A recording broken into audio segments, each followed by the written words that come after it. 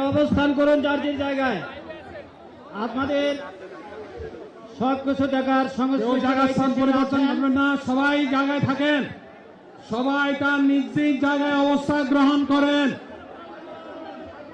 সবাই তার নিজ নিজ জায়গায় অবস্থান গ্রহণ করেন। আপনারা নিজ নিজ জায়গায় থাকুন, প্রয়োজনীয় দিক নির্দেশনা দেওয়া হবে। আপনাদের উত্তেজিত উদ্বেলিত হওয়ার কোনো কারণ নেই। মহান রাব্বুল আলামিনের একান্ত মেহেরবানিতে আমাদের মাহফিল মোহতারাম আমিনে জামাত মসজিদে শেষ হয়ে যাবেন ইনশাআল্লাহ। আমি আল্লাহ তাআলার শুকরিয়া আদায় করি, আল্লাহ তাআলার শুকরিয়া আদায় করি।